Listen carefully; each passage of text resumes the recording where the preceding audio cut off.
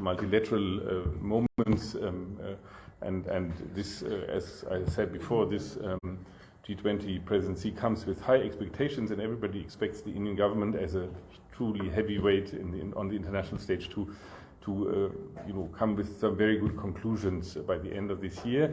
We see India growing. Growth is there much better than in other parts of the world. India is a business opportunity for many European and German companies. So we see India as a more and more interesting business opportunity. And then we should not forget about India's geostrategic weight. We have the Indo Pacific. You have the not always easy neighbor to the north.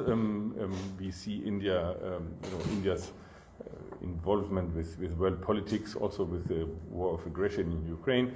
So I think that means that it is very timely and extremely interesting to come to India. Now, when you ask why is the Chancellor coming at all, I tried to answer that in my first remark, saying that he appreciates or he attaches high value to the fact that there is a regular and always and intense discussion and comparing of notes going on with the Prime Minister. But of course we have a very broad agenda. Germany and India are long-time partners, and you would be surprised how deep and how detailed the relations are by now. But maybe let me just quote four different areas of where I feel that the Chancellor and the Prime Minister will elaborate a bit more than others. As I said, the agenda is very rich. One is, of course, business. I started by saying business is very important, and business is for us a new opportunity. We have seen the German-Indian trade balance growing, even though COVID has dimmed or has made economic progress slower, but with India and Germany that was not the case. We are now at a trade balance of 30 billion a year, which is quite remarkable, and a balanced trade balance, so to speak. So 15 billion from the Indian side, 50 billion from the German side. That's also very noteworthy, I would say, and there is ample room to improve this even, and therefore the Chancellor will be accompanied by a huge and very substantive business delegation. We have, I think, 12 CEOs of big German companies. Big meaning not only Siemens and others, but also small and medium sized, but with a very big portfolio and quite an impressive turnover. So that's one area of engagement with the Indian side. We'll have a business event with both leaders. Also, there is a business event with both leaders where business delegations from both sides will present their views and will discuss with the leaders. So the second item, which will be very high on the agenda, is climate change and energy transition. I think you are aware that Germany and India have concluded this partnership for green and sustainable development. It's a very interesting partnership where basically we have a portfolio of 1.3 billion a year, where projects with the Indian side, with the cooperation of India, are developed on the question of energy transition, on the question of smart cities, more efficient energy use in cities, and also very important biodiversity, which is a very important factor in this. And this, in this context, the Chancellor and the Prime Minister will certainly discuss how the world is looking at climate change, and how in international fora India and Germany can play their role in fighting climate change and trying to decarbonize. This is a very interesting topic. I think it's very timely, and India has been a very interesting partner for Germany, with a very smart and extremely creative way of tackling crime, not only in the government, but also in the civil society. So we attach high value to this Indian sort of thinking in this context. Third element is a very specific and bilateral one. Is skilled labor migration. India is with its human capital and its young, very well-trained generation, is a huge provider of talent to the world. And Germany actually right now is in need of this talent. And therefore, you might remember we have concluded this migration agreement between India and Germany. I think we will also talk about legal and regular migration, how we can improve ways and also accelerate paths to a work permission in Germany. And I think there is, from both sides, is a big interest. I want to state in this context that we have 35,000 students of Indian students in Germany, and another 18,000 in the pipeline here. So there is an explosion of Indians going to Germany. We are very happy with this. It's a very good sign. We are very glad that Indians choose Germany as their destination for studies, and we with all the challenges that imposes on us and the visa section, we will try to accommodate as quickly as possible. But that's a very good sign, because once you have finished your studies in Germany, you have a year to look for a job, and once you get a job, you get the work permit after that. And I can assure you that Indian students excel in many ways, and they get a job very quickly. And the last point, it's number 4 now, the last point I would like to mention is the fact that the Chancellor, of course, will talk geopolitics with the Prime Minister. So we see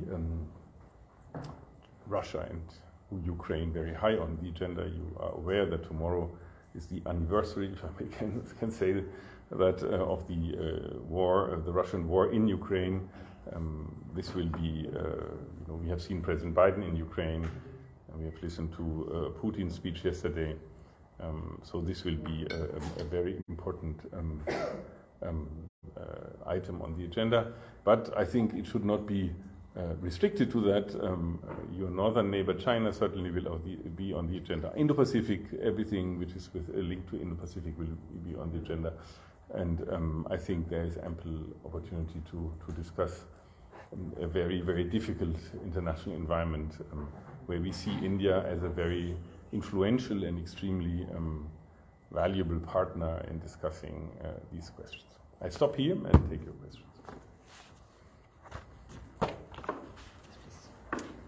Hi. My name is Nishtha Gautam, and I work with the Quint. You underlined the idea of growing trade, which is already quite robust. Given that Indian media is abuzz with wiping the way of quite a substantial amount of wealth from the markets, thanks to the Adani Hindenburg scandal, as it were, is it going to have any impact on? Frankly, we see the Adani Hindenburg bug from a story from an observer point of view. I see in India more than 2,000 German business being very active, and we are talking small and medium-sized enterprises, but also the giants are there. And I can tell you that most of them, I would say the overwhelming majority of them, are doing a very, very good business in India. So basically what we see is, what we will face is that the business delegation that will come will certainly try to get in contact with their Indian partners. There will be bilateral agreements between firms, between companies. This will be what we are expecting. I would say that what the German business is really wanting is the FTA, the FTA between the European Commission and India. That would ease up our business in India in a substantive way, and will lead to undoubtedly a huge new amount of FDI. So when I talk to German business, India is basically the only comparable market when you compare it to China. The German focus on China is put into question right now. We have a clear, also the government encourages business to diversify, and India is basically the most interesting market when you compare it to China. Still, there is some reserves because there are some regulations and tariffs that are impeding or preventing more business to come to India. So therefore, I think the German business is very, very interested in getting this FTA done. That would change. It would be a sea change in Indo-European business relations, and that would be extremely beneficial for both sides, also for Germany. So that's basically, I think, on the agenda when it comes to business. You said there were CEOs coming. Can you identify the names of the companies there? It's not, the list is not comprehensive right now. I think there is still some last minute changes, but I think SAP is one of them, Siemens is one of them. There is Renk, which is a very impressive German machine producer. There is quite a lot of interesting smaller companies who do renewables in India. I mean, Germany is in the private sector. There is no other country that invests so much in India on renewables, on energy transition than Germany. So we'll have a couple of those who are there. So you'll have a good mix of smaller and bigger companies. ThyssenKrupp is coming also. So you can expect a really substantive delegation. So 30 billion is a good trade balance, but it's way too little. Actually, it should be, 5 times as big. Yeah, so how much focus will be on defense? Are we expecting some pacts to be signed or some defense deal to be announced? Defense will be on the agenda, there is no doubt, and it will be an item that will be discussed between the Prime Minister and the Chancellor. I'm not aware as of yet that we will conclude some defense deal, but there are a couple of projects that the German side finds very interesting, and I'm sure that they'll be tackled. So, Sridhar from Asian. So, you said Russia and Ukraine conflict will be high on the agenda. So, it's been a year since it broke out, and lots of ups and downs. So, what do you now expect from India? Because the West initially expected India to, go a mile longer and condemn Russia. It didn't happen, and now India is buying a lot of Russian oil. So, what are your expectations from India now regarding the Ukraine conflict? What do you want India to do? So, I think I have made it clear time and again that India buying oil from Russia is none of our business, basically. That's something that the Indian government decides, and as you get it at a very, very low price, I cannot blame the Indian government to buy it. But what we would like to see, of course, is an Indian engagement at some stage that will, after a while, come to, India is a very appropriate candidate at some stage to, maybe come up with some solution. But I don't think that this is the time now, frankly. I say that with all due caution because we have listened to what Putin has said yesterday. And when you want to find a solution to a conflict, you need two parties being prepared to find this solution. And what we heard yesterday, what President Putin said yesterday, I think you will have realized that he didn't mention the word negotiations or peace one single time. So India has a very, very skilled diplomacy, very good diplomacy.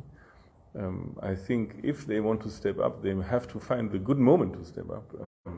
And from what I can say, this moment is not now. You got on the table. Sir, the Chancellor will be going to Bangalore on one of the 2 days. So, what's his program there? Will he, by any chance, going to be visiting HAL also? I think he'll see an Indian company what's the name? Sun City, is it? Sun City? So a company that is very interesting because it's an Indian company that reuses batteries, that makes new batteries from old batteries. That's a very interesting technology, and I think he wants to see that technology. And then he will go to SAP, which is a German IT company, and will sit down with Indian startups and Germans. And then there is some minor little 2 or 3 other, minor, you'll see. Let's say you'll see. So, Germany has a long experience of making U-boats, undersea boats. Now you are very keen to go ahead with a project in India. Is that likely for discussion?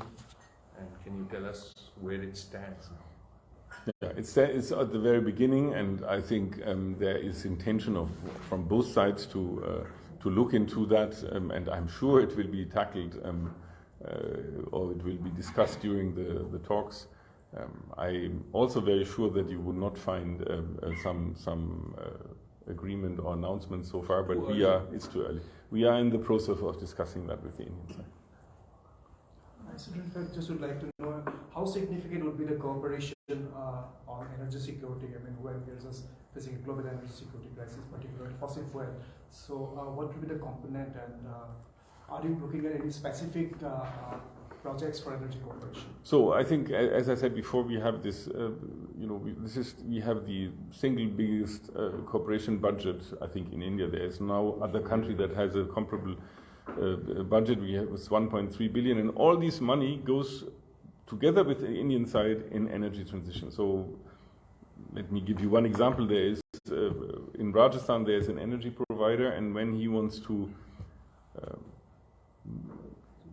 change his energy mix, let's say, saying that more renewables, less fossil, this will be supported by these credit lines, by these programs. And so we are on very many levels, grassroots levels like top levels, we are involved with this energy transition. And when I said at the beginning that the creativity and the ingenuity of the Indian side is very attractive to us, I think you would find solutions here that are quite fabulous. Yeah? So that's why this budget goes into this question. India is a huge country, it's the most populous country in the world, so it matters when it comes to emissions. So, but it's also one of the most creative hubs in the world when it comes to renewables, and that's what we are very interested in. And we will, talk about sharing technology. We will talk about what to do in order to decarbonize in a sustainable way that does not go, is not detrimental to the Indian population. Smita Sharma, with all the talks around shared democratic principles from G7 to G20, are the issues of increasing hate assemblies in India, hate speeches, lynchings that are being reported, as well as the attack on freedom of press? We've seen the surveys happen in the BBC. Are these issues that are going to be matters of discussion, or market dynamics, China, these will overshadow really the talks of these democratic principles? So, the agenda is very open. I'm sure that there will be also talk about internal situation in India.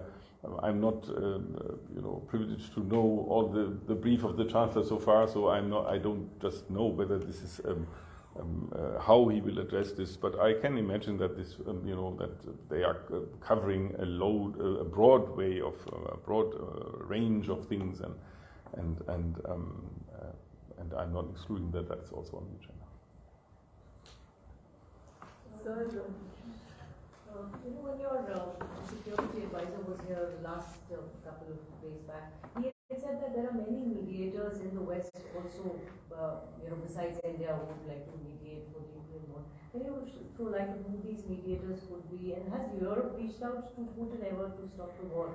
So, as you might know, the Chancellor is every now and then on the telephone with Putin, and so is the French President.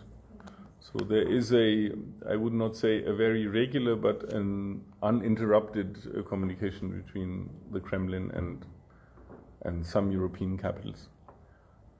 We have to be honest, this communication so far hasn't delivered basically nothing. But I think we believe in diplomacy, and we believe that this, at the end of the day, this crisis must be solved diplomatically, but it must be solved in a way that both sides can accept it. Yeah. So the conditions that the Russian side is coming up with, namely that the annexed territories should be recognized, is absolutely out of the question. It's absolutely out of the question. It's not a basis for negotiations. And let me be very clear here, and this is a very important moment after 1 year. I think the Russian side has thought, they were very surprised by the unity of the West, and they also were very surprised by the patience and the sort of the strategic patience of the West, if I may say. And this will continue. And you see, we will continue to help Ukraine to defend its territory.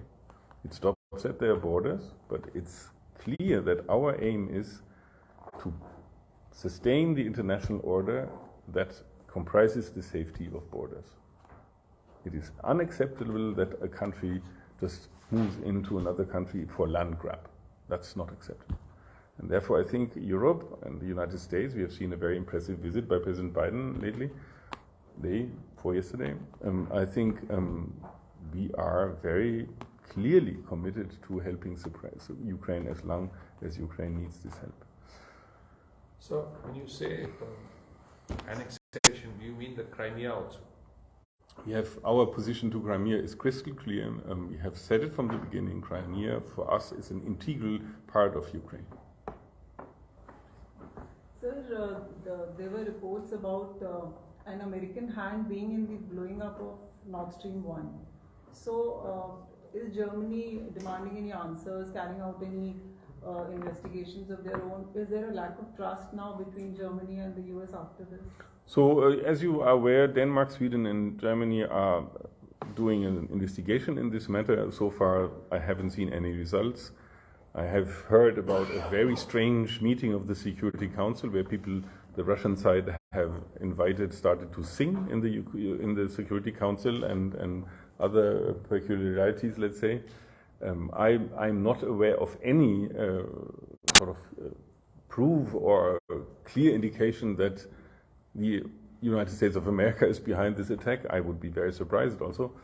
But so far, I think we have to wait for the result of the investigation.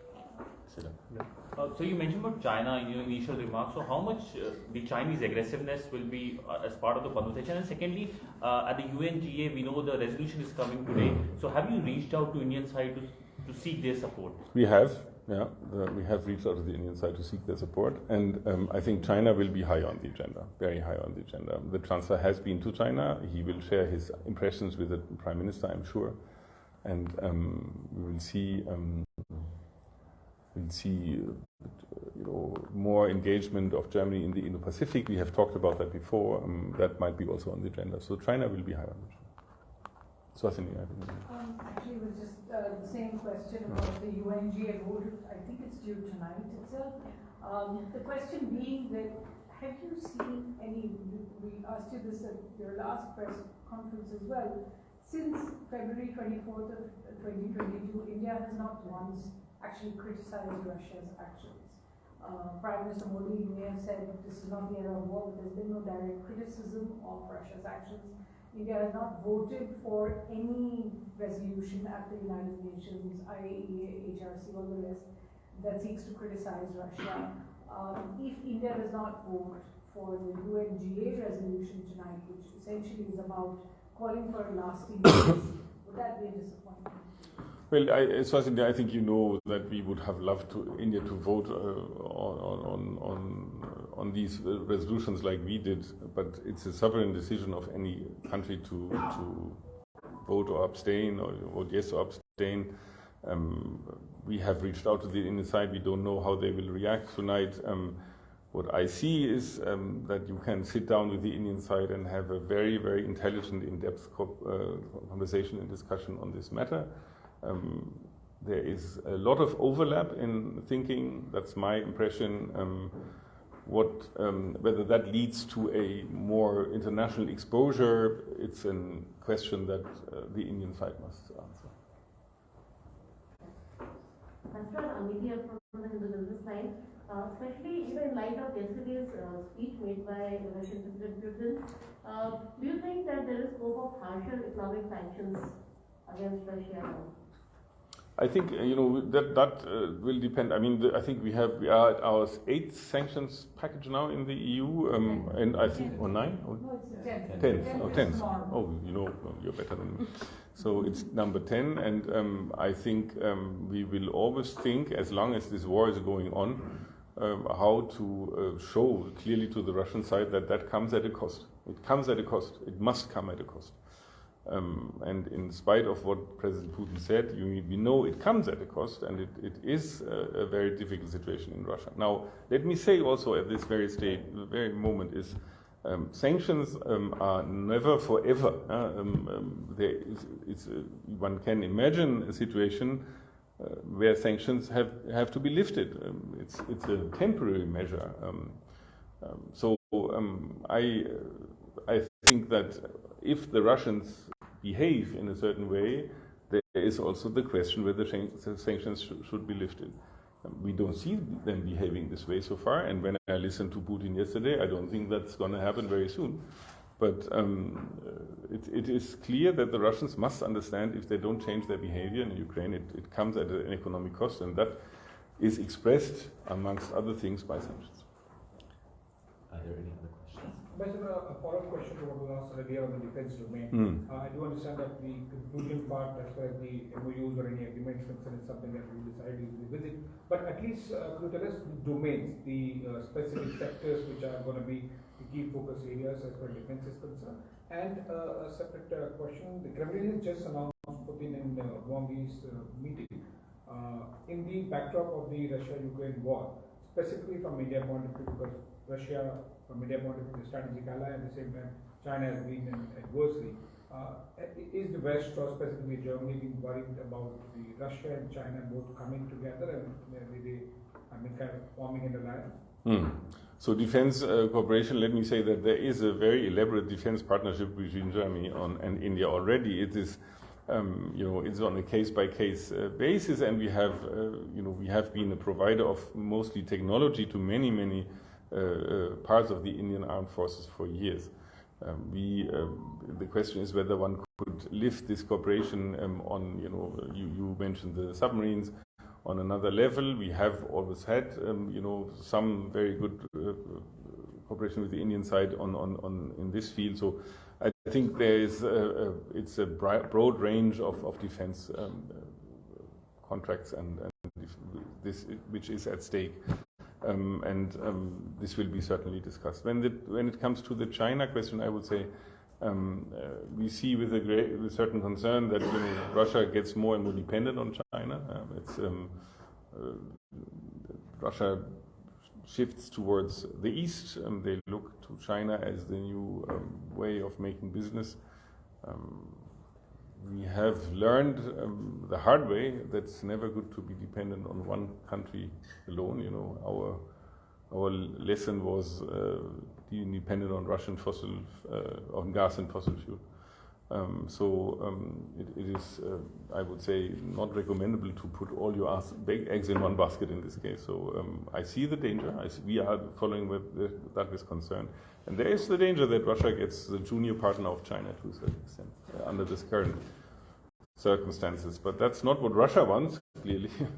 But maybe it's unavoidable. Yeah. The Indo Pacific is of great geopolitical significance at the moment. And what are the expectations that the Bundeskanzler has of India in this space? I think India is a very, very interested and very trusted partner in the Indo Pacific. You have seen that Germany has sent a frigate last year. We are planning to send one next year. There is more Air Force deployment in many ways. We will be much more present in the Indo Pacific than before, and India for us is there one of the most interesting partners. And I think we share a lot of concerns with India concerning the Indo Pacific, and therefore I think our military cooperation will be very, very focused on the Indo Pacific. Excellency, I am Akhilesh Suman from Sunset TV. You are going to give tanks to Ukraine, and President Biden has also announced the same. There are always talk of war from Putin's side and from NATO side, but when it is talk of peace, what are the efforts for peace is going on, either behind the scene, third by back channel? Because you are one of the countries who are part of the events agreement, but now there is no mark. So any effort when Chancellor is coming here, any tangible talk will take place between President Modi and him? I have to say I'm pretty pessimistic about that right now. I think you can be sure that diplomacy is going on behind the curtains. Not that you, and including me, are aware of it. There is always a sort of attempt to come to a more constructive approach to things. But when you listen to the Russian side, I don't see any readiness. I don't see any intention to really come to a more constructive attitude when it comes to the Ukraine crisis. I think the Russian president has given the order, we will fight until we win, and that will take maybe a long time. We will not start pushing one side to an agreement when the other side is not, ready to compromise. Therefore, I think diplomacy is certainly going on. You know that even the Americans talk with the Russians on a certain level regularly, but I don't see a very fruitful and very promising path to peace negotiations right now. After this speech yesterday, I must say I'm very pessimistic. Are there any other questions? I just have a question with respect to. My question is rather specific because you spoke about biodiversity and early on in your comments. So, with respect to India's projects that are going to be launched in the Andamans, and it's not only a strategically important spot; it is also a very it also has very precarious biodiversity value. So. Is there going to be any way, because yes, India is going ahead, is there a way that Germany can kind of make an intervention that all the verticals are I must say that I'm not aware of a project we have in the Andamans. I should look into that. We have a very, very good number of projects in this biodiversity area. I'm not sure whether we are working in the Andamans. I will look it up. I don't know, but we have in the south quite a lot of interesting projects when it comes to wildlife preservation, and also here in the surrounding of Delhi, you have quite a lot of projects of reforestation, this kind of stuff. So, but Andamans, I'm not aware. Let me check. Sure, thank you. Any other questions?